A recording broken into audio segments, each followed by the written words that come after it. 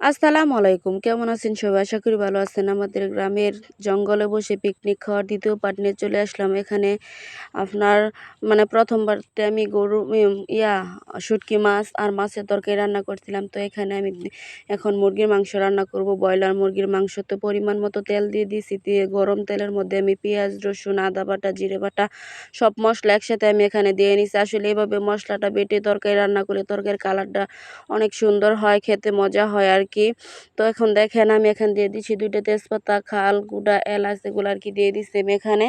দেওয়ার পর সুন্দরভাবে নেড়ে চেড়ে আমি সুন্দরভাবে মশলাটাকে ভেজে নিচ্ছি। আসলে ব্রয়লার মুরগি অনেকভাবে রান্না করে, তো আমি এভাবে রান্না করি। আসলে আমার কাছে মনে হয় এভাবে মুরগিটা রান্না করলে মুরগি মাংসের ভিতরে মরিচ, লবণ সব কিছু পারফেক্টভাবে মানে যাবে। তো এখন কিছুক্ষণের জন্য ভেজে নেওয়ার পর হলুদের গুঁড়া, মরিচের গুঁড়া আমি এখানে দিয়ে দিলাম। দেওয়ার পর আমি মাংসটা ভালোভাবে ধুয়ে রাখছিলাম, কেটে কুটে রাখছিলাম, এখন এটাকে আমি দিয়ে দিচ্ছি। এখন সুন্দরভাবে নেড়ে চেড়ে মশলার সাথে আমি মাংসটাকে মিশিয়ে নেব।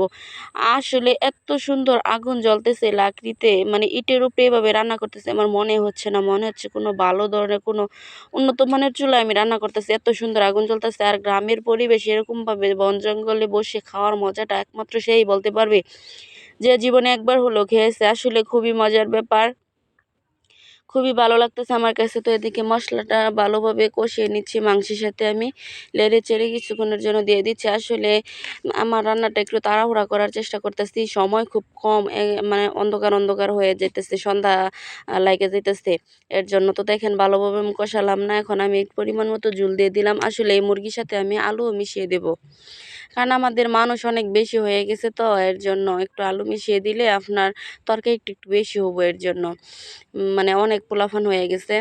তো এর জন্য আমি আলু মিশিয়ে দেবো আর কি। তো দেখেন কিছুক্ষণের জন্য আমি আবার ভালোভাবে ডেকে জাল দিয়ে দিচ্ছি।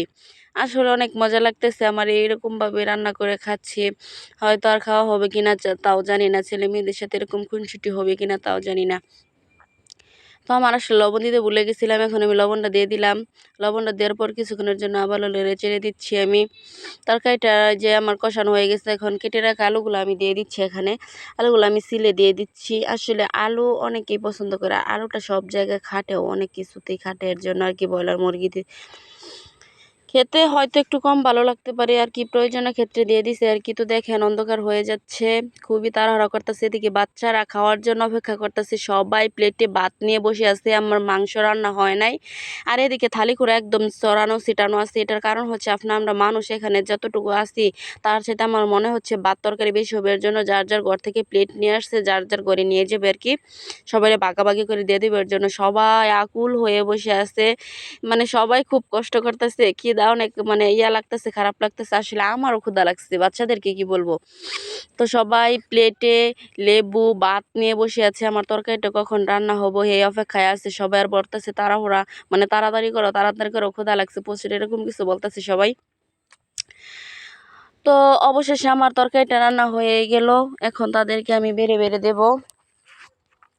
খুবই ভালো লাগছে আমার, খুবই ভালো লাগছে। তো অনেক আনন্দ করলাম, অনেক মজা করলাম। দেখেন তরকারিটা আমার রান্না হয়ে গেছে, সবাইকে আমি এখন দিব, সবাই পেট ভরে খাবো।